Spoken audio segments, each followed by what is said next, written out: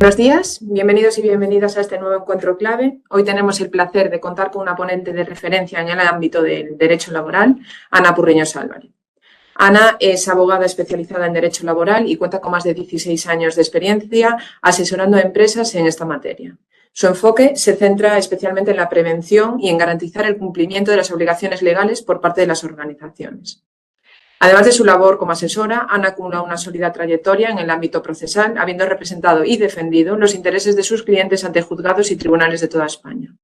Actualmente forma parte del equipo jurídico de Grupo Clave, desde donde continúa prestando asesoramiento jurídico laboral a empresas y entidades de diferentes sectores. En la sesión de hoy, Ana nos hablará sobre las principales obligaciones laborales que deben cumplir las empresas según la normativa vigente. Y lo hará desde una perspectiva práctica, compartiendo con todos nosotros conocimientos y experiencias que ha ido acumulando a lo largo de su carrera profesional. Al finalizar su intervención, abriremos un turno de preguntas para que podáis trasladarle cualquier duda o consulta que nos hagáis a través del chat. Muchas gracias por acompañarnos esta mañana y le doy paso a Ana. Muchas gracias. Bueno, hola. Buenos días. Ya, no te preocupes. Buenos días a todos. Perdón un momento. Voy a solicitar de nuevo que por favor os silenciéis para que podamos escuchar todos bien a Ana y no haya interferencias. Gracias. Bien, bueno, buenos días a todos. En primer lugar, pues gracias por estar aquí, por conectaros y por poder pues compartir un rato que espero que sea de interés y fructífero, ¿no? Pues para todos.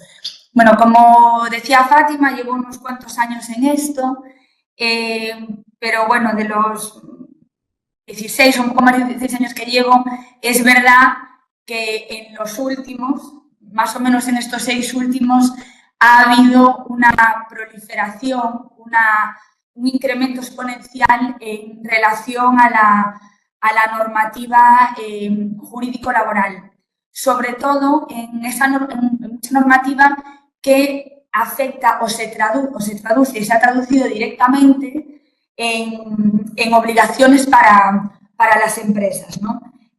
Bueno, de ahí, por ese motivo, pues hemos pensado que efectivamente, es interesante conocer cuáles son esas obligaciones fundamentales o que sobre todo que pueden conllevar incumplimientos, infracciones y sanciones derivadas de las mismas.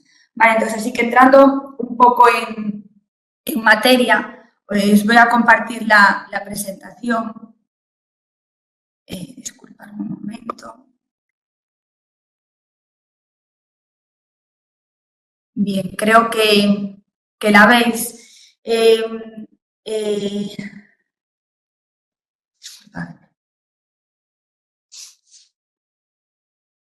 Bueno, las principales obligaciones en el ámbito laboral actual las hemos, digamos que hemos seleccionado, pues digamos que son las principales, que son el canal de denuncias, el protocolo contra el acoso, el plan LGTBI, el plan de igualdad, el registro retributivo y el protocolo de desconexión digital. ¿No? Son las que además conllevan un mayor, digamos, trabajo y estudio para todas las empresas. En primer lugar, bueno, empezamos por el canal de denuncias. El canal de denuncias es un sistema de información, como decimos ahí, que garantiza pues, la recepción y gestión de denuncias sobre delitos de tipo penal o infracciones administrativas graves. Se regula la Ley 2/2023 de 20 de febrero y es consecuencia de la transposición de la directiva de la Unión Europea de las Blauen. Por este canal de denuncias hay unos sujetos obligados, son las empresas que tienen 50 o más trabajadores, los sectores regulados, sector financiero, sector de seguros, contratistas con el sector público, administraciones y entes públicos. Este sistema de canal de denuncias se implementa a través de unas determinadas fases, ¿vale? Hay una fase que es una fase de diseño y de configuración de políticas en la que se incluye el canal, el flujo que se va a establecer de la información, la protección y las medidas de protección muy importantes a las personas denunciantes, los sujetos que pueden intervenir tanto pasivos como activos, es decir, denunciante o, en este caso, pues, denunciado. Se determinan las conductas. Una vez realizado ese diseño y configuradas esas políticas, se procede a su implantación y su gestión. Esa implantación se hace a través de un soporte tecnológico, que es el que hay que determinar y el que hay que elegir, que se puede optar por diferentes soportes, de los que mencionaremos después. Requiere una supervisión continua de ese canal de denuncias para comprobar que se está cumpliendo tanto con el sistema diseñado como con los protocolos y las políticas que se han aprobado. Y después tiene que haber una comunicación interna de dicho canal. Además, la última de esas fases, y por ello no la menos importante, es la difusión. Es decir, el canal de denuncias debe estar presente, bueno, en primer lugar, ya en la página web de la empresa. Debemos contemplar también esa difusión a nivel personas trabajadoras, una difusión directa. Recomendamos a través de un correo electrónico informativo. Y muy importante también es la formación, que puede ser presencial, puede ser virtual, pero sí que conste una formación a las personas trabajadoras.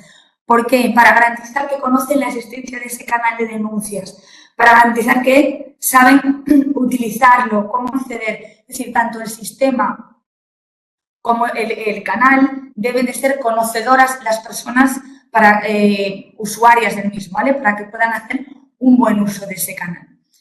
El incumplimiento de no tener canal de denuncias, de hacer una mala gestión del canal de denuncias, de no cumplir con los requisitos formales de ese canal. Es decir, hay muchas infracciones de leves a muy graves que son sancionadas, por ejemplo, hasta con 1 millón de euros para empresas en caso de sanciones de la Autoridad Independiente de Protección del Denunciante. Para personas físicas se establecen sanciones hasta 300.000 euros. Existe un riesgo de sanciones penales, de sanciones jurídico-laborales, de sanciones en el ámbito de protección de datos. En la práctica, imaginemos que se puede probar de alguna manera que existen represalias porque se ha filtrado información de una denuncia interpuesta a través de nuestro canal, ¿no? Del canal de la empresa, porque ha habido una mala gestión, porque no se han seguido el procedimiento establecido en esa denuncia, no se le ha dado trámite, por ejemplo. Eso afecta a todos los niveles, obviamente en esas infracciones, a nivel reputacional también es importante. Por eso hay que tener en cuenta que hay que seguir el sistema establecido. Es muy importante no solo regularlo, sino seguirlo. Hay 2 aspectos básicos que, bueno, ya he mencionado ahora con estas características, que son, por una parte, tener en cuenta 2 ideas, ¿vale? No es solo un canal. No estamos hablando de un canal. Hay un correo electrónico al que me puedo dirigir para denunciar esta infracción administrativa grave o este delito del que he sido conocedor. No, es decir, es un sistema protocolizado, donde aparece un procedimiento perfectamente detallado, donde aparece una identificación de responsables, unas políticas internas de gestión. Por eso a veces nos quedamos un poco con la idea de, pues existe ese canal, pero ese canal es simplemente el medio, pero es una parte de ese sistema, ¿vale? Y después otra de estas ideas aspectos básicos es la confidencialidad y el anonimato.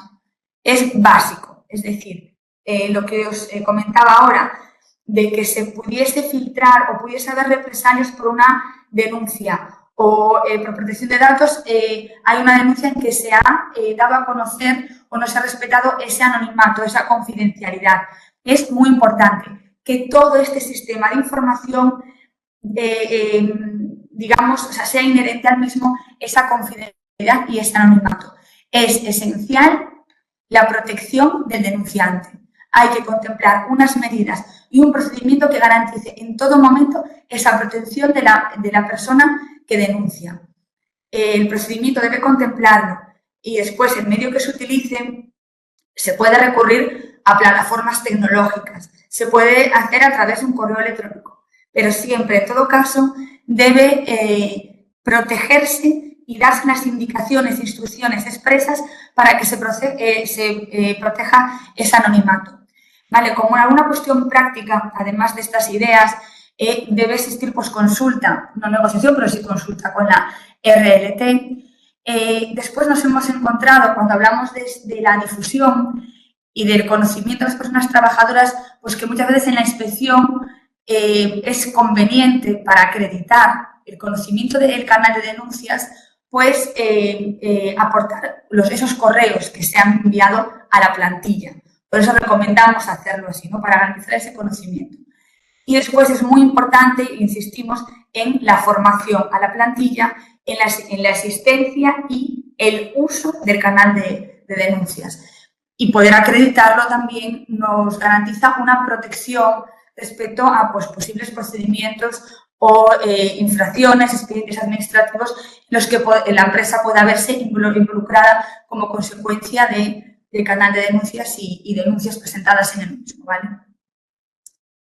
Bueno, os pido disculpas por mi voz, que estoy un poco afónica.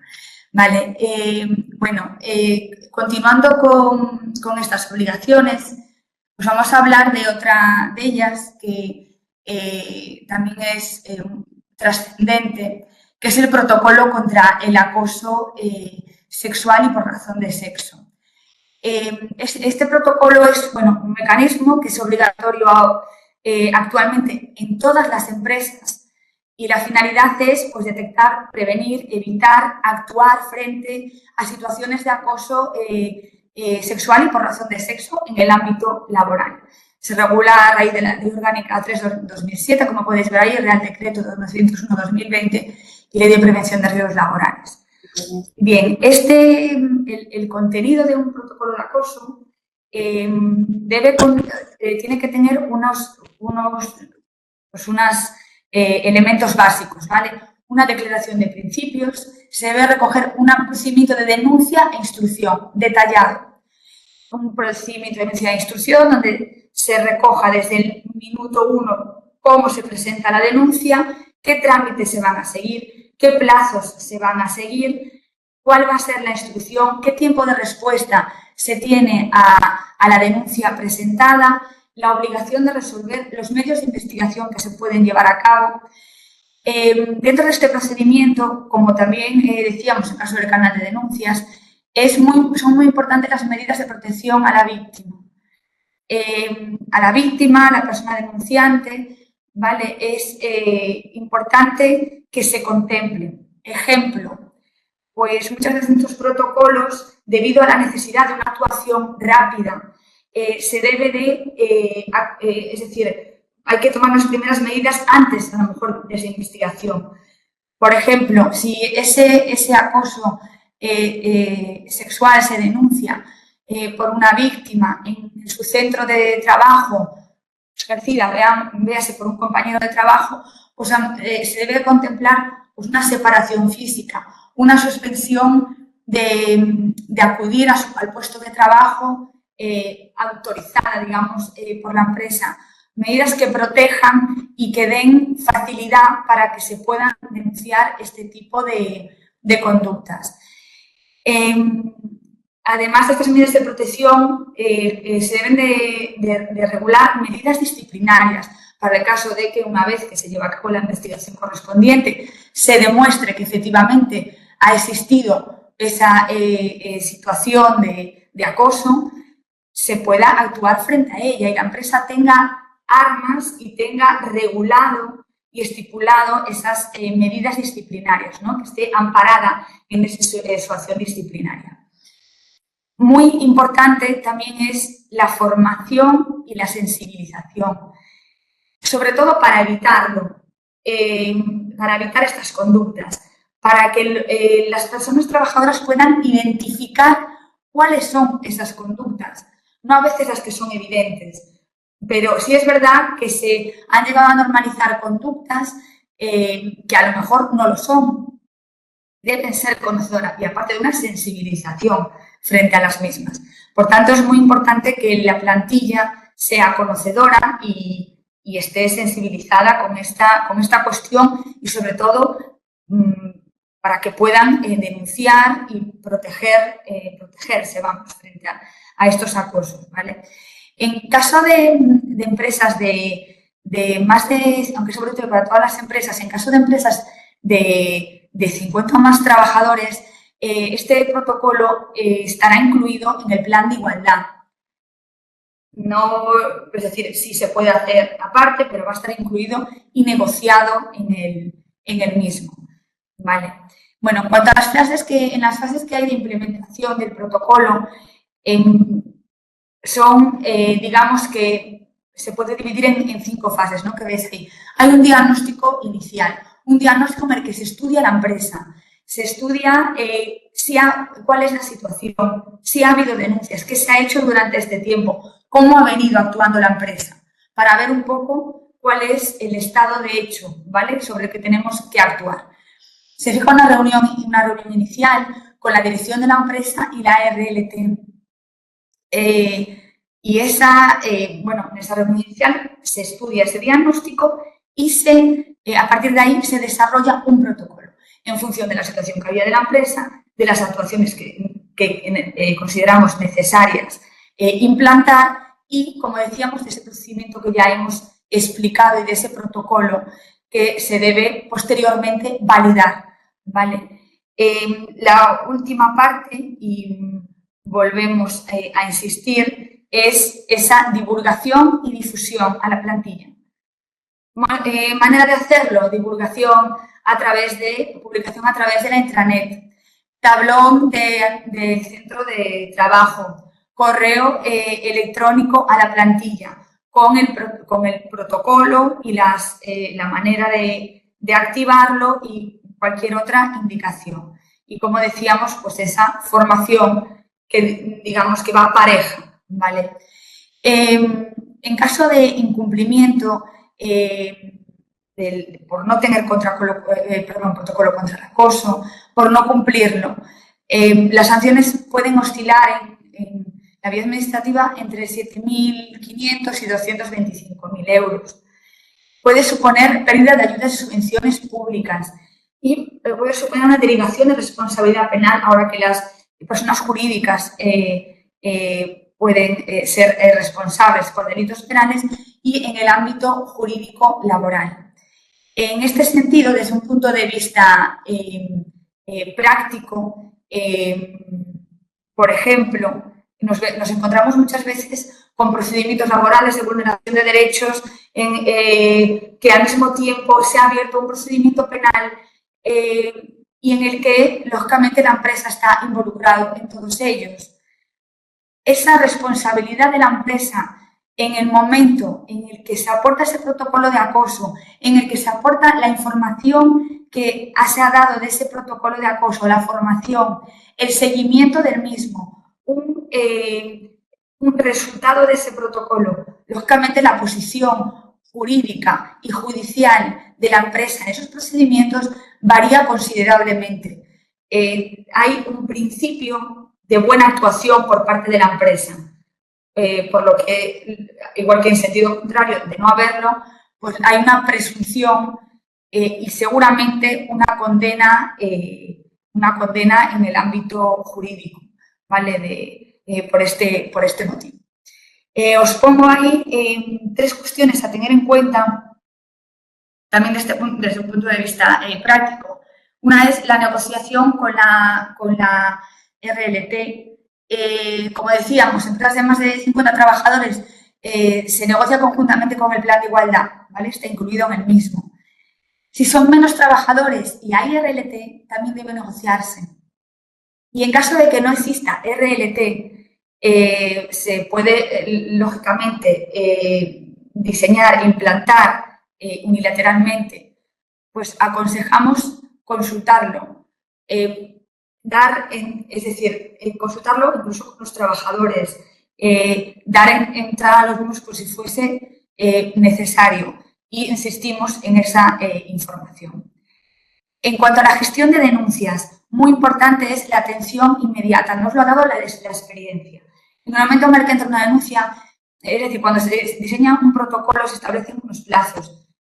El establecimiento de esos plazos es libre. Esa comisión que es la que decide qué plazos se van a establecer, generalmente hay o aconsejamos que haya un plazo corto de respuesta, de una primera respuesta, de un acuse de recibo. Nos ha llegado esta denuncia, lo vamos a tramitar, lo vamos a investigar, para que la persona denunciante tenga un feedback inicial y saber que estamos atendiéndola. Es muy importante seguir todos los pasos, los plazos se van a establecer en el procedimiento y abrir, que conste un expediente de esa investigación, un expediente al que se pueda acceder, un expediente que podamos aportar en caso de ese procedimiento judicial del que hablábamos y del que se puedan obtener un informe objetivo en base a las pruebas que se han podido recabar, que se han podido practicar. Lógicamente puede haber una comisión instructora que haya recabado, analizado esas pruebas y que haya llegado a una conclusión.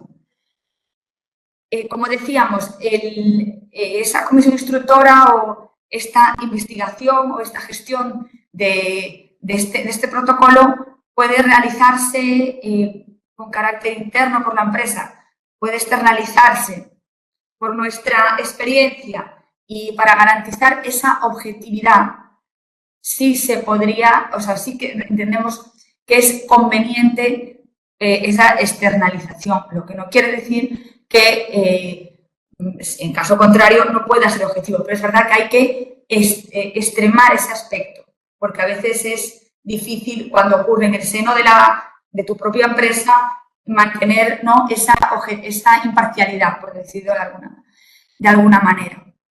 Y otra cuestión importante es, bueno, como ya dijimos, esa divulgación, ¿vale? Para no pues, repetirnos, lo mencioné anteriormente, que garantizar y poder probar ante cualquier inspección, ante cualquier órgano judicial, en la defensa de la empresa, que hay un conocimiento de la existencia de ese acoso y que es el protocolo de acoso y que se ha seguido ese protocolo de la manera en la que estaba estipulado y acordado. Existe una recomendación, es decir, estamos hablando del acoso por razón de sexo, pero normalmente cuando asesoramos a empresas recomendamos conjuntamente realizar un acoso, el protocolo por acoso moral y laboral. Nos ha sido de gran utilidad. Actualmente estamos viendo, supongo que en la práctica vosotros también, como la mayor parte o una gran parte de los procedimientos judiciales que nos encontramos van por lo que hace la vulneración de derechos. O sea, es muy fácil encontrarse en un procedimiento que inicialmente podría ser un despido y encontrarse un procedimiento por vulneración de derechos por acoso laboral. Una manera bastante eficiente y que nos va a dar con la práctica, es decir, es que hemos activado este protocolo de acoso con el que contamos en la empresa. Tenemos esta investigación y hemos llegado a estas conclusiones. Eso es muy importante y en la práctica, sobre todo procesal o ante la inspección, estamos viendo esto incluso como consecuencia de inspecciones, nos requieren que se implemente un protocolo de acoso moral. Lo estamos viendo continuamente y nos obliga la inspección de trabajo. Entonces, sí recomendamos en muchas ocasiones adelantarnos a eso y tramitarlo pues, conjuntamente. Bien, bueno, otro de estas obligaciones laborales es los planes de igualdad. El plan de igualdad pues, son estas medidas planificadas, ¿vale?, para garantizar esa igualdad de trato entre entre hombres y mujeres en el ámbito laboral, para evitar esa discriminación que puede surgir. Es obligatorio en las empresas de 50 o más trabajadores o en aquellas empresas en que la obligación se contempla un convenio colectivo o a requerimiento de la autoridad laboral. Hay diferentes fases para la implementación y la elaboración de este plan de igualdad. Una primera fase, que es la creación de la comisión negociadora. En esta creación de la comisión negociadora, que debe estar integrada tanto por la parte social como por la parte empresarial, es una de las cuestiones a veces que, dependiendo de la representación laboral de los trabajadores que exista en los centros, puede dar lugar a mayor o menor digamos, dilatación, ¿no?, en el plazo. En aquellos centros en los que exista RLT, la representación social la llevará a cabo la RLT. En aquellos en los que no exista, debe hacerse un llamamiento a sindicatos. Los sindicatos que han negociado el convenio colectivo de aplicación, se les hace un llamamiento a la federación del mismo y ese sindicato el que nombra a una persona que va a formar parte de esa comisión negociadora.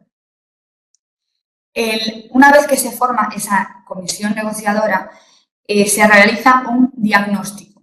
Un diagnóstico en donde se hace un análisis cualitativo y cuantitativo del estado de la empresa, de cuál es, conteniendo una evaluación salarial, auditoría retributiva, estado de las condiciones laborales, diferenciándolo todo entre mujeres y hombres, para que nos dé una imagen de las diferencias que se pueden observar, diferencias de trato, diferencias de promoción al empleo.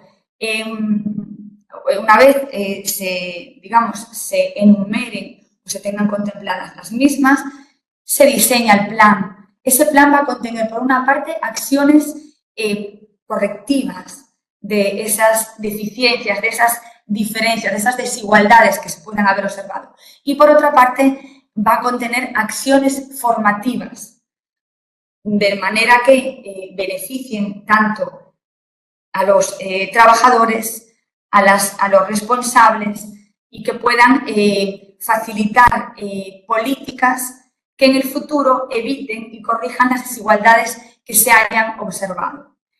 El último de estos, tanto en ese diagnóstico como en el diseño del plan, se van celebrando por esa comisión negociadora diferentes reuniones, se van levantando diferentes actas. Cuando esas reuniones finalizan y hay acuerdo, se registra el plan. Además, ese plan contemplará una serie de plazos para realizar un seguimiento del mismo y de cumplimiento y verificar el cumplimiento de esas acciones, tanto formativas como correctoras, ¿no? ¿Qué ocurre si no hay acuerdo entre la parte social y la parte empresarial? Hay que intentarlo. La realidad, nuestra práctica nos dice que hay que intentarlo, insistir, garantizar una buena negociación, facilitar esa negociación. Si no hay acuerdo, finalmente es imposible, se está dilatando de una manera a veces concienzuda. Muchas veces nos encontramos con una oposición bastante importante y podemos acreditar que hay una intención de dilatar en el tiempo esa aprobación. Podemos intentar, y hemos registrado los planes de igualdad sin acuerdo. Hay esa posibilidad, siempre que se acredite que ha llegado a un punto en que la negociación no puede ir más allá, a pesar de existir voluntad por la parte empresarial de la misma, no es posible. Incluso en algunos momentos nos pueden dirigir a una mediación. Pero sí es verdad que es muy importante, queremos resaltar en este sentido, que es muy importante documentar todas las reuniones que se mantengan, todas las comunicaciones que se realicen. Debe estar suficientemente acreditado para poder registrarlo en caso de que no haya acuerdo. En cuanto al incumplimiento, por no tener plan de igualdad, no cumplir con el plan de igualdad, las sanciones pueden ir hasta 225.000 euros. Puede haber una pérdida de subvenciones y bonificaciones públicas, imposibilidad para contratar con el sector público, que lo exige en la mayor parte de los casos. Actuaciones inspectoras. Nos estamos encontrando, ya nos hemos encontrado, cada X tiempo se producen campañas de la inspección a todas las empresas de más de 50 personas trabajadoras para que acrediten la existencia de un plan de igualdad. Existencia y cumplimiento. En casos prácticos, pues una empresa que tiene un plan de igualdad pero que no está negociado. Es decir, no tiene validez. Debe de cumplirse con todas las fases del mismo. Debe de constar registrado el mismo. Causa un prejuicio desde un punto de vista de responsabilidad social corporativa y a la reputación de la empresa. Vale. Respecto a las cuestiones prácticas, sí que, sobre todo respecto a la representación, cuando existen diferentes centros de trabajo de la empresa, en esa comisión negociadora debe de estar un representante por cada centro de trabajo. Nos podemos encontrar con una situación en la que haya diferentes centros de trabajo de la empresa, que en un centro haya RLT, pero en otro no. Debemos acudir a un sistema mixto, por decirlo de alguna manera, ¿no? De formar parte de esa comisión negociadora, esa RLT, y por otra parte haremos llamamiento a los sindicatos para ese centro en el que no existe RLT. Lógicamente, estas cuestiones ralentizan su gestión, su aprobación, su posterior registro. Sí es verdad también que, bueno, dependiendo de la experiencia que se tenga, nuestra experiencia, bueno, es bastante. Hemos llevado a cabo numerosos planes de igualdad, donde se nos ha dado toda la casuística. Y fruto de ello, pues hemos conseguido o hemos dado como en la clave cuando os decía que debería ser esa negociación lo más amistosa posible. Tener sintonía con la parte social es positivo. Y no solo es positivo en el plan de igualdad.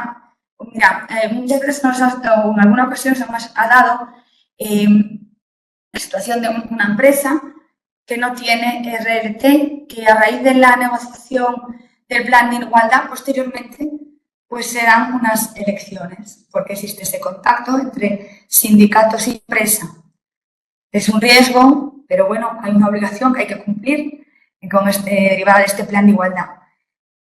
Si nosotros, bueno, en este caso nosotros lo hacemos así, o externos que asesoramos, o en caso de que la persona que representa a la empresa lo hace, pero si nosotros garantizamos una buena relación con los sindicatos durante la negociación y el diseño de este plan de igualdad, es un plus que le damos a nuestro cliente, en este caso a la empresa.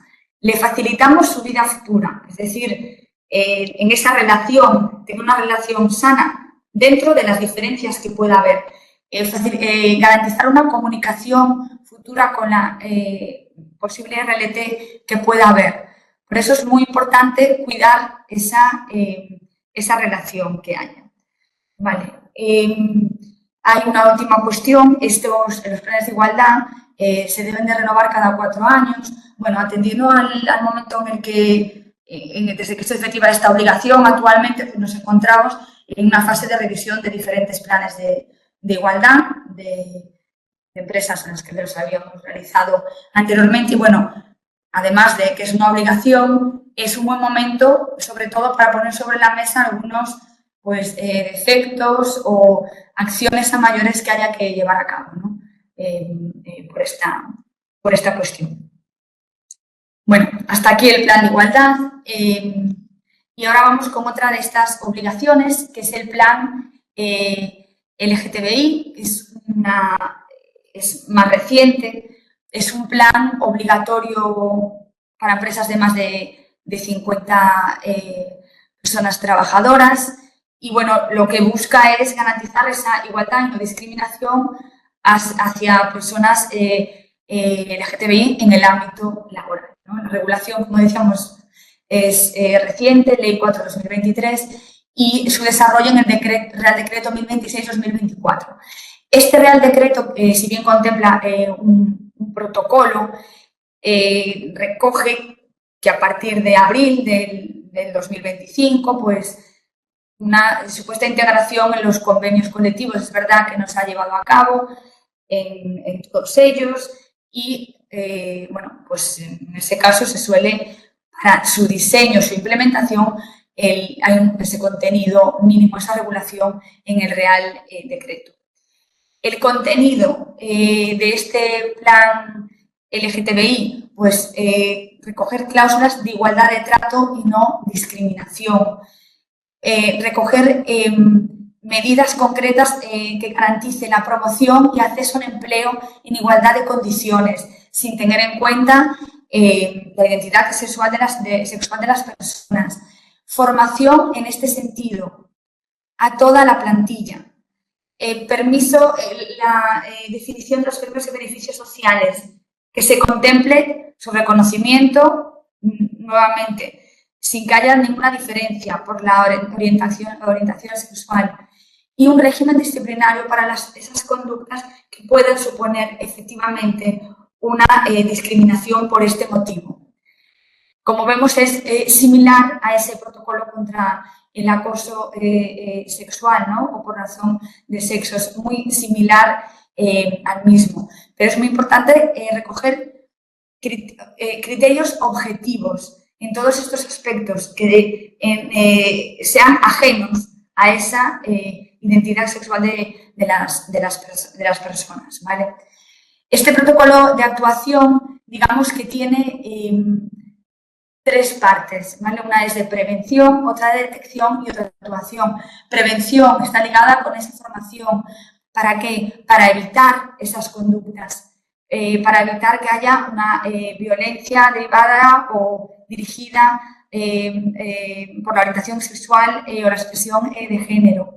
Detección, determinar qué conductas suponen eso. Lo decíamos anteriormente, a veces hay conductas que ni siquiera le damos importancia, pero es importante contemplarlas, definirlas, saber que esas conductas son, digamos, merecedoras de una actuación frente a las mismas, ¿vale? Y después la actuación.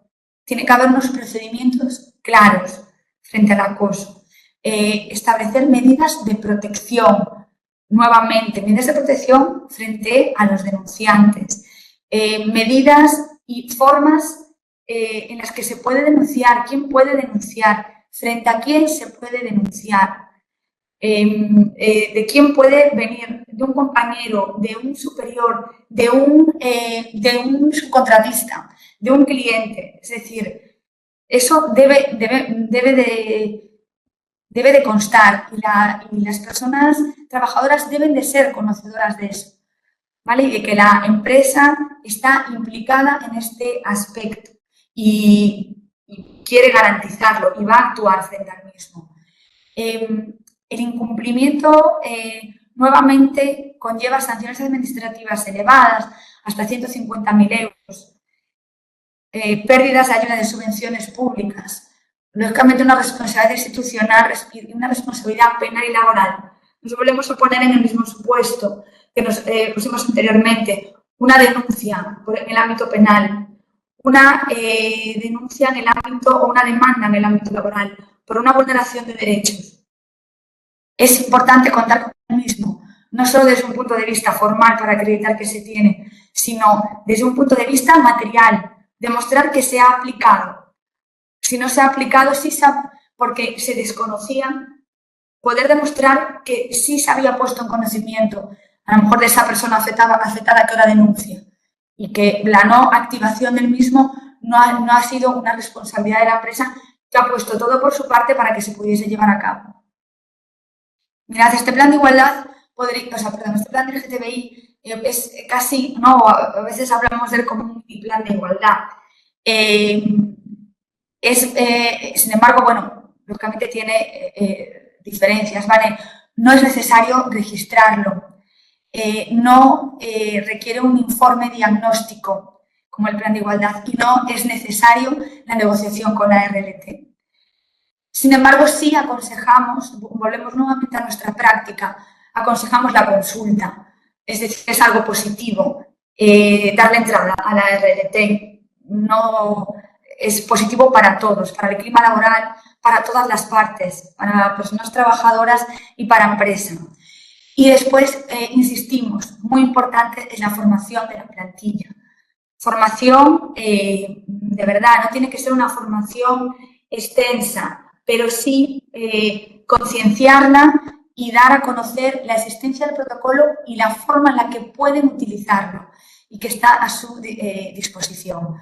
Por eso, bueno, insistimos, nosotros sí cuando en caso de su implantación, pues una de las medidas que se recoge y que se establece un plazo para su ejecución es esa formación a las personas trabajadoras y respetando en todo caso que realmente se lleve a cabo. Bien, bueno, para ir un poco finalizando, las últimas obligaciones de las que vamos a hablar es el registro retributivo. El registro retributivo es obligatorio en todas las empresas, es un documento que recoge un desglose pues, de los salarios detallados entre mujeres y hombres, de toda la plantilla, distinguiéndolo por sexos. La finalidad del mismo es corregir esas desigualdades, garantizar una transparencia y fomentar, lógicamente, y garantizar esa igualdad de género.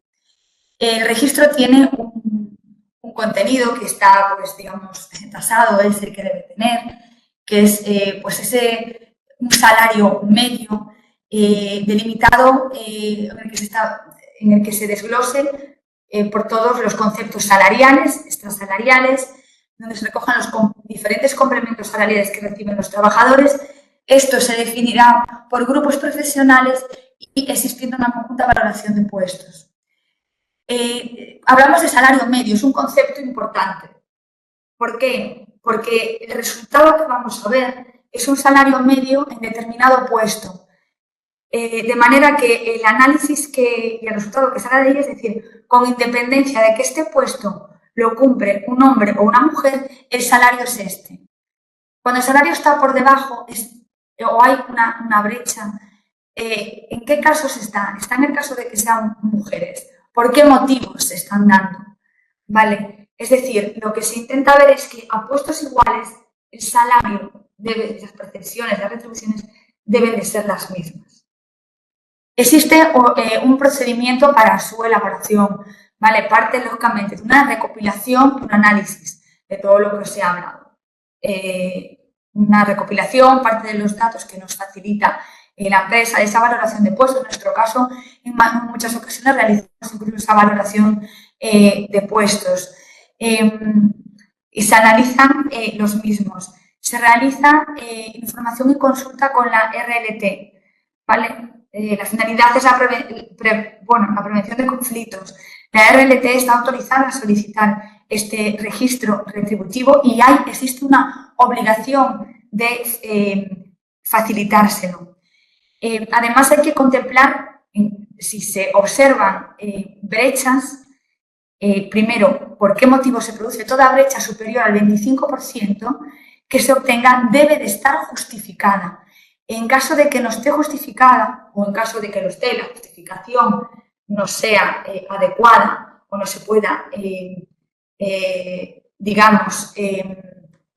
verificar que no deriva de una causa de desigualdad, debe actuarse, deben tomarse medidas correctivas de la misma.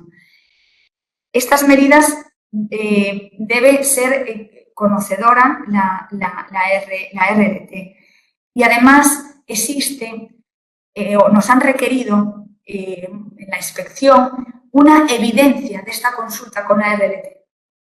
¿Vale? Si nos solicitan este registro retributivo por parte de la Inspección de Trabajo, nos requieren este aspecto.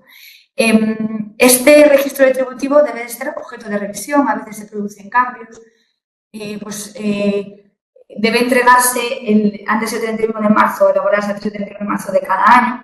A lo mejor, es decir, en esos puestos pueden existir cambios.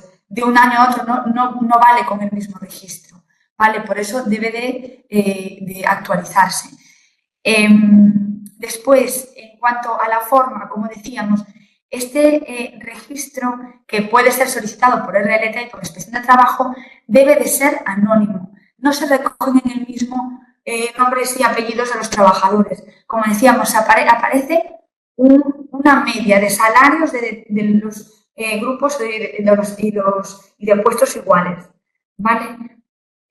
No hay por qué, es decir, aunque nosotros, por ejemplo, realizamos este registro retributivo, obviamente contamos con un informe amplísimo que ponemos a disposición de la empresa, pero no el que es obligatorio facilitar a la RLT en la Inspección de Trabajo, porque la finalidad no es conocer si un determinado trabajador percibe este salario u otro, sino si hay diferencias entre hombres y mujeres que realizan las mismas funciones en la misma empresa. En caso de incumplimiento, las sanciones administrativas oscilan entre 600 y 6.200 euros. Puede haber reclamaciones laborales en este sentido, derivadas precisamente de esas desigualdades. Como decimos, actuación inspectora en este sentido y un riesgo también reputacional, ¿vale? Que bueno, estamos obligados, las empresas están obligadas a garantizar esa transparencia y esa igualdad. Por eso, bueno, entendemos que debe hacerse con toda la minuciosidad posible y, bueno, insistimos en esa comunicación y esa facilitación o esa entrega a la RLT en caso de que sea solicitada. Mirad, ya por último, vamos a hablar del protocolo de desconexión digital. El protocolo de desconexión digital, bueno, son un conjunto de normas internas pues, para garantizar el descanso, la salud mental, la conciliación personal y laboral de las personas trabajadoras. Garantizar que desconectan, ¿no? Durante ese tiempo que no es de prestación de servicios. Este protocolo tiene diferentes fases. Una fase inicial de diagnóstico, en donde se estudia cuál es la situación de la empresa, cuál es, qué se está haciendo. Es decir, un ejemplo, se están haciendo horas extra, se están haciendo, se fijan reuniones fuera de jornada, se hacen llamadas, se envían correos. ¿Cuál es la práctica habitual, por decirlo, de la empresa, ¿no? Nosotros cuando los diseñamos o los redactamos, hacemos una reunión con la empresa para conocer cuál es la situación, con qué nos encontramos. En base a eso, diseñamos un protocolo. En el que, bueno, también damos entrada a la RLT y en el que efectivamente se recogen medidas para poder subsanar los defectos que hemos encontrado, poder garantizar ese descanso. Medidas como, por ejemplo, avisos, la obligatoriedad de poner el aviso de fuera de oficina, evitar reuniones fuera pues a partir de las 6 de la tarde, estoy poniendo ejemplos, apagar los medios informáticos, impedir el acceso a la nube a partir de determinado horario. Vale, establecer una supervisión por parte de recursos humanos de este cumplimiento. Esto va acompañado de una capacitación y una formación a la plantilla y de un seguimiento de que se va cumpliendo este protocolo. Un seguimiento que se puede realizar a través de encuestas periódicas, de una revisión de diferentes indicadores. Por ejemplo, si se coge un registro horario en el que aparecen horas extra, hay que saber a qué se deben. Vale. En ese protocolo también se va a recoger supuestos en que haya emergencias, supuestos en los que tenga que efectivamente, a lo mejor es fuera del horario laboral, pero que esté justificada esa conexión, ¿vale? Que no suponga la vulneración de ese descanso. Y en función de ese seguimiento se realizarán continuos ajustes. En este protocolo es muy importante el rol de los responsables, ¿vale? La figura de la comunicación y formación sigue siendo importante.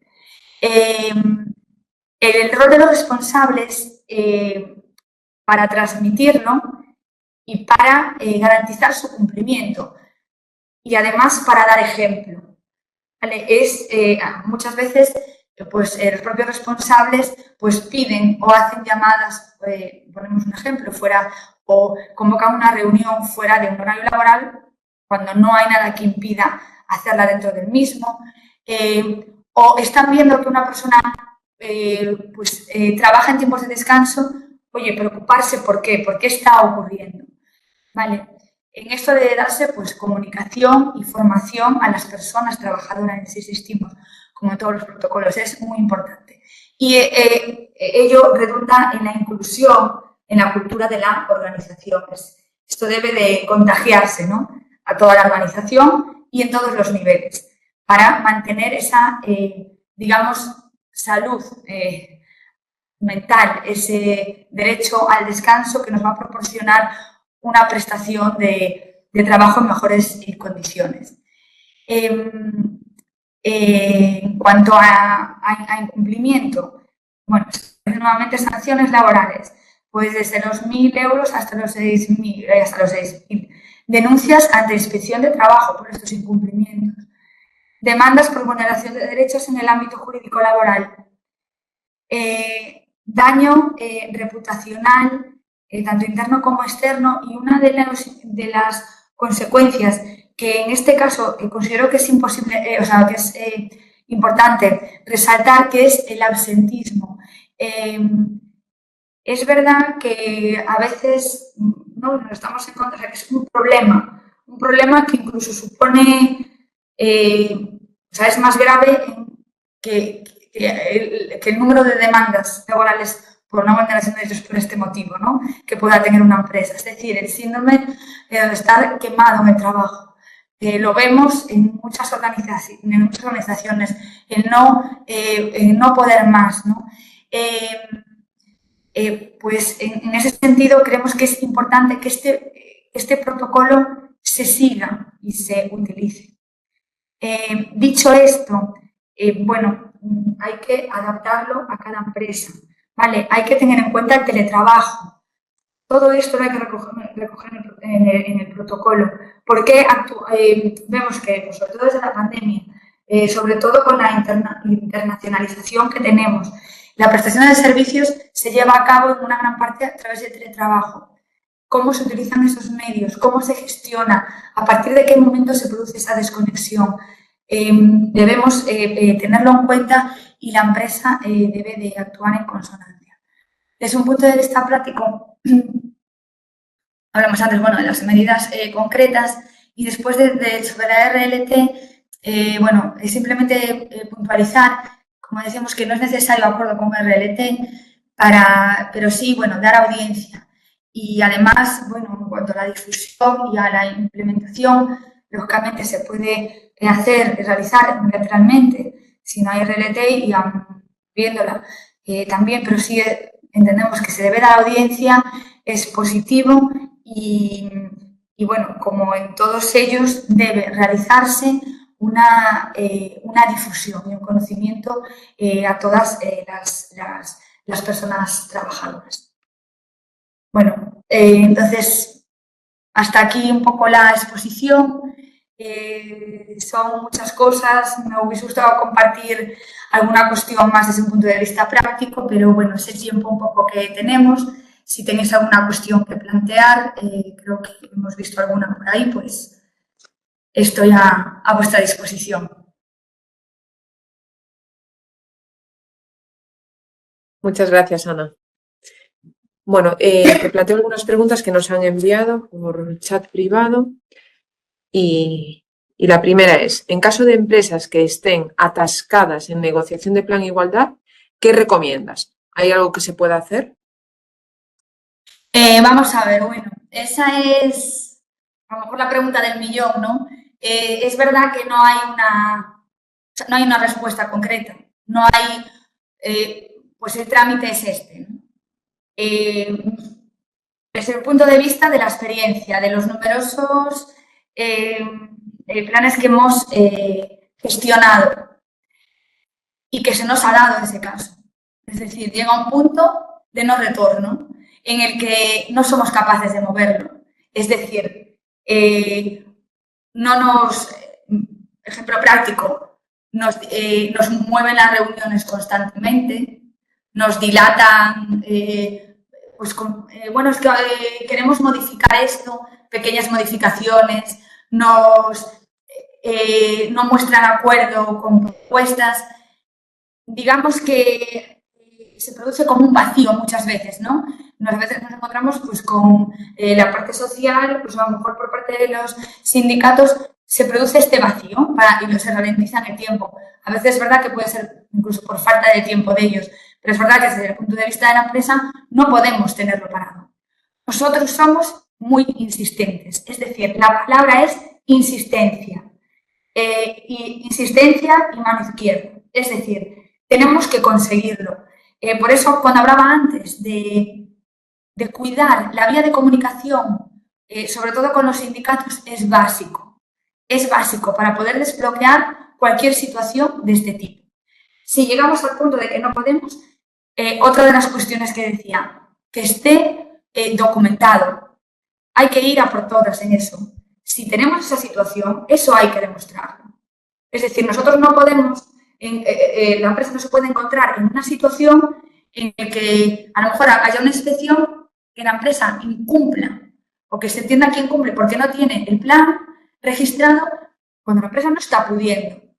Pero claro, eso no vale con que nosotros, asesores jurídicos, digamos ante la inspección, es que no hemos podido. No, tenemos que demostrar todos esos intentos y demostrarlos, ya os lo digo, documentalmente, esa insistencia y, bueno, cuidar el canal de comunicación. Se nos ha dado, lo hemos salvado y lo hemos registrado también. Es decir, lo hemos probado de esa manera y lo hemos llevado a puerto. Pero bueno, sí requiere, y hay algunos de ellos que dan ese trabajo. Pero sí es verdad que no hay una respuesta concreta, sino cuidar la relación con la parte social siempre, siempre. Y bueno, si se puede con personas expertas en ello y hacerlo documentado también siempre, muy importante. Muy bien. También nos preguntan si tienes un plan de igualdad.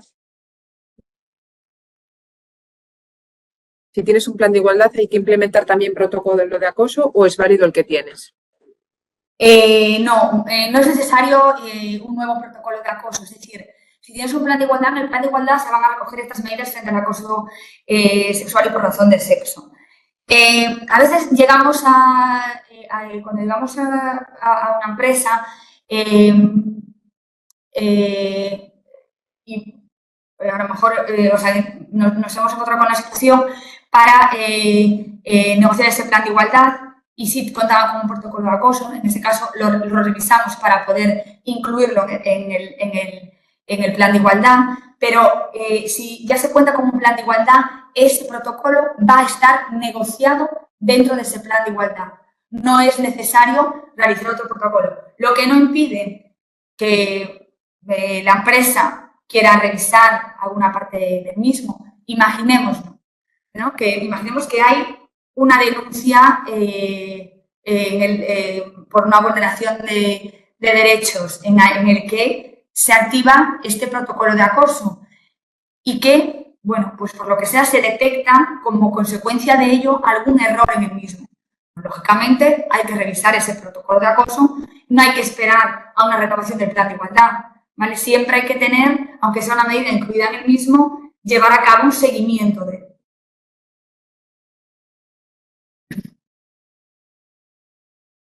También nos comentan, nos preguntan respecto al canal de denuncias, mencionas que se puede hacer a través de correo electrónico o plataforma. ¿Cuál es tu recomendación y cuál es mejor?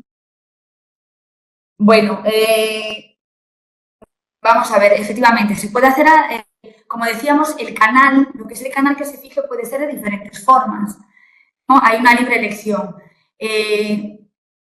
Hay una premisa, que es lo que os comentaba. Hay que garantizar la confidencialidad y el anonimato. Es básico. A partir de ahí se puede optar por cualquiera de los canales. Sí es cierto que a través, nos ponemos en las dos situaciones, a través del correo electrónico, es decir, la empresa facilita un correo electrónico para este canal de denuncias. Hay que instruir, hay que dar instrucciones concretas en las que se determine cómo se envía ese correo electrónico, para que ese correo electrónico desde el que se envía no permita identificar a la persona denunciante cuando llegue, es decir, que sea que no exista ningún nombre, ningún dato que permita su identificación. Es decir, eso es verdad que lo hace más complicado. Hace más complicado esa gestión, que normalmente cuando es por correo electrónico, la gestión la tiene internalizada la empresa. Nosotros, o lo que yo recomiendo, o lo que estamos viendo en la mayor parte de los casos, lo gestionamos, es verdad que nosotros pues, colaboramos de las dos formas, incluso a través de correo electrónico, en el que nosotros gestionamos después esas denuncias. Pero sí es verdad que cuando se gestiona a través de una plataforma, de un partner tecnológico, ofrece otras, digamos, servicios, ¿no? Os pongo un ejemplo.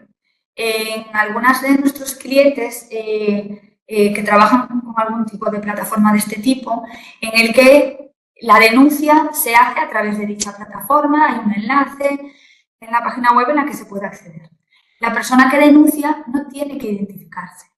Se puede hacer la denuncia por escrito, se puede hacer la denuncia por voz, se puede distorsionar esa voz.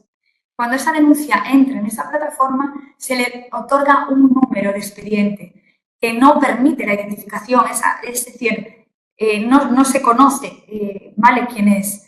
Y está después, posteriormente, esa plataforma también va reportando plazos, ¿vale?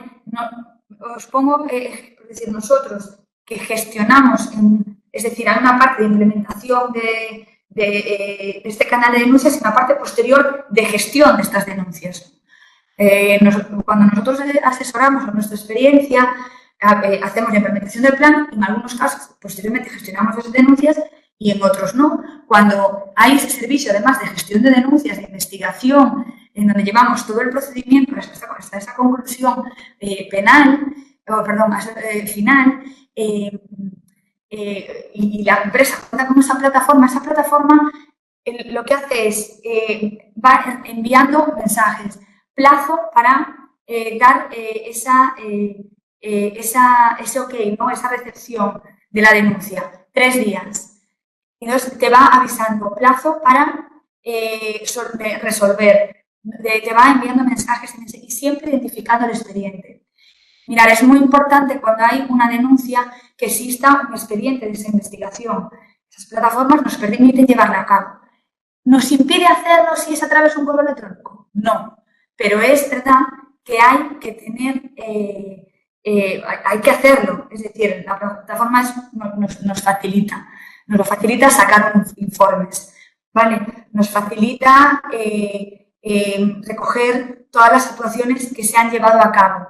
Nos da, simplemente es una herramienta que nos facilita eso. De otra manera, hay que diseñarlo de una manera más concreta y realizar cada trámite.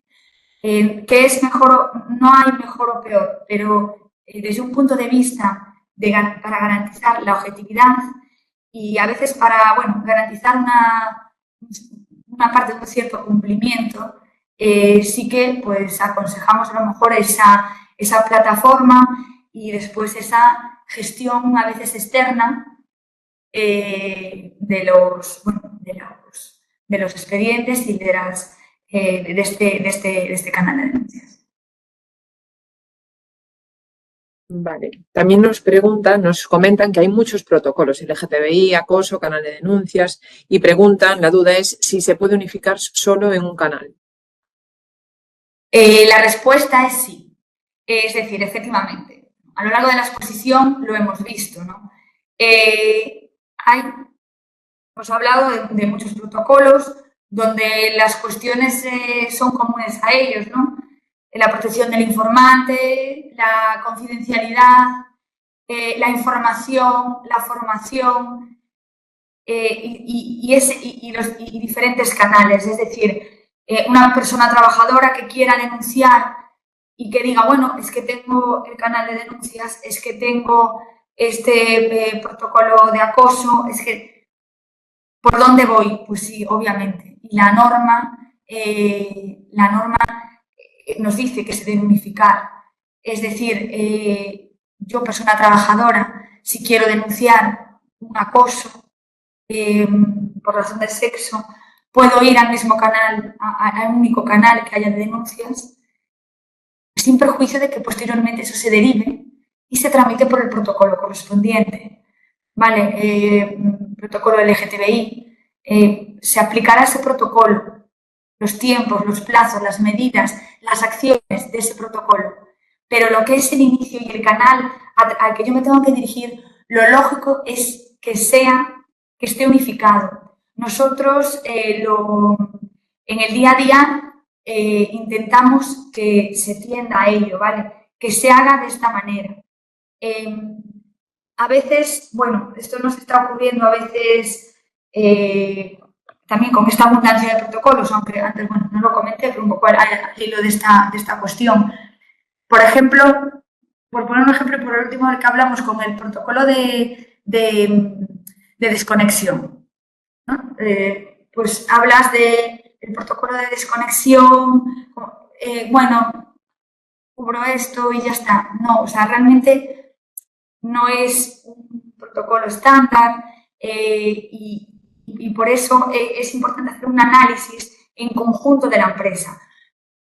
Cuando el título de esta webinar, cuando dice ¿está tu empresa cumpliendo las obligaciones laborales? Bueno, pues es como decir, oye, vamos a ver todas las que hay, todas las que estamos cumpliendo. Ese trabajo creo que las personas que asesoramos, que estáis haciendo esto, o a los que os asesoramos, debemos hacerlo. Y las empresas nos debéis de poner sobre la mesa, oye, dinos que de todo esto, ¿qué es lo que nos falta? Porque es verdad que llega un momento en el que, efectivamente, como está planteada esa pregunta, ¿cuántos canales tengo que tener? Es que no se sabe. Entonces, hay que ser efectivos y facilitar, efectivamente, toda esa gestión. Muchas gracias. Bueno, para cerrar, porque nos quedamos sin tiempo, vamos a lanzar una última pregunta. Y nos comentan y se preguntan, ¿el protocolo de desconexión digital también se registra? No, el protocolo de desconexión digital no es necesario registrarlo. Lo que hay, como decíamos, insistíamos y me estoy repitiendo constantemente, es que informar, ¿vale? Informar de su existencia. Informar y después hay que adaptarlo. Nos hemos encontrado, que esto me gustaría compartirlo con vosotros, no hace mucho con alguna empresa y creo que he visto también alguna pregunta por ahí. En caso de que es decir, de que mi prestación de servicios o necesita hacer una reunión fuera de tiempo, ¿no? O que mi empresa preste servicios o determinada gente esté en un área que sea internacional y que no pueda cumplir el horario o tenga que hacer una reunión en un horario que no sea el establecido en la oficina en la que está. Hay que adaptarlo. Y esto lo podemos extender a todos los protocolos de los que hablamos. Hemos visto pues, en alguna ocasión alguna empresa en la que nos dice, no tenemos este protocolo. Bueno, hoy hemos visto este protocolo, ¿lo podemos aplicar? Pues un modelo que pues, podemos encontrar seguramente miles en Internet o de otra empresa. Pues le cambiamos el nombre y ya nos vale. Si total, ¿qué medidas están recogiendo? Que pues ya todos lo sabemos, ¿no? Que no se llame fuera de horario, que no haya reuniones fuera de horario. Lo vemos como muy básico, pero no es así. Hay que adaptarlo. No es igual una empresa que preste servicios en obra. No, os decía, que preste servicios con carácter internacional, que haya una emergencia, que haya guardias, que estés determinado en que determinadas situaciones sí se deban incumplir esos horarios, pero que esas situaciones nunca se van a considerar que incumplen el derecho a desconexión de los trabajadores. Por eso hay que regularlas. Determinando incluso qué puestos, es decir, hay algunos puestos en los que esa desconexión no va a ser igual para todos. Entonces, sí que creo que hay que hacer un poco un llamamiento, sobre todo lógicamente, para garantizar ese descanso de los trabajadores, pero además para proteger a la empresa, y poder defenderla. Yo esto lo veo desde mi punto de vista de procesalista, ¿no? Oye, yo puedo defender que hay este protocolo. Cuando este trabajador vaya en inspección y diga que ha trabajado en este horario o que se le ha citado y que aporte unos correos electrónicos a esta reunión, yo voy a decir que tengo un protocolo de desconexión digital en el que se contempla este supuesto, porque ese trabajador presta servicios en un determinado lugar o para una determinada actuación en la que se requiere excepcionalmente esas reuniones. Vale, entonces, sí que es importante adaptar los protocolos. Cuando hablo de desconexión digital, hablo del resto, es decir, nos hemos encontrado de todo, pero sí deben adaptarse a la realidad de cada empresa. Y, bueno, entendemos que debe de existir ese asesoramiento pormenorizado y personalizado. Gracias, Ana. Bueno, deciros que hay muchos mensajes en el chat. Nuria, José Manuel, Rocío, Patricia. Ana estará encantada de enviaros un email. Yo le trasladaré todas las preguntas que habéis puesto en el chat y ella os contestará vía email y si necesitáis pues una llamada telefónica tampoco habría inconveniente, ¿verdad, Ana? No, por supuesto. Nada, y no sé si quieres aportar algo más antes de despedirnos. Nada, bueno, únicamente lo que comenta Fátima, que quedó, por supuesto, a vuestra disposición, que lo siento, que el tiempo es el que es, pero quedo a vuestra disposición para atender cualquier tipo de consulta, cuestión, aunque no lo hubieses planteado, que pueda surgir con posterioridad, tanto yo como mis compañeras del equipo jurídico, vía mail, vía telefónica, vía redes sociales, para que podáis contactarnos y trasladarnos cualquier otra cuestión. Únicamente, bueno, comentaros que actualmente y como grupo clave, pues tenemos un asesoramiento jurídico gratuito, pues si fuese de interés para algunos de vosotros durante 2 meses, relativo pues a revisión de contratos, redacción de cartas, cuestiones de este tipo, ¿vale? De lo que es de asesoramiento. Entonces, bueno, os dirá Fátima ahora, se os facilitará en correo pues un enlace donde os podéis informar de todo esto, bueno, pues, sin ningún tipo de compromiso. Pero si fuera de vuestro interés, pues queda a vuestra disposición. Y bueno, como ya os he dicho, yo también para todo lo que necesitéis. Y bueno, muchas gracias. Gracias a ti. Bueno, pues eso, llegamos al final de este encuentro clave. Queremos darte a ti las gracias, Ana, por tu intervención tan clara, útil y llena de ejemplos prácticos. Ha sido una sesión, desde mi punto de vista, muy enriquecedora para entender mejor las obligaciones laborales que debemos asumir dentro de las empresas y cómo debemos abordarlas desde una perspectiva preventiva.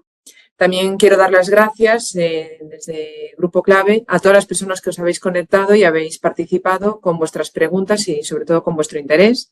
Y os recordamos que próximamente en estos días, probablemente mañana, recibiréis un correo electrónico de la grabación de la sesión junto a la presentación de apoyo de Ana y una breve encuesta de satisfacción, y también ahí os diremos el correo electrónico para poneros en contacto para esta sesión sesión informativa jurídico-laboral de asesoramiento de la que hablaba ahora mismo Ana durante estos 2 próximos meses.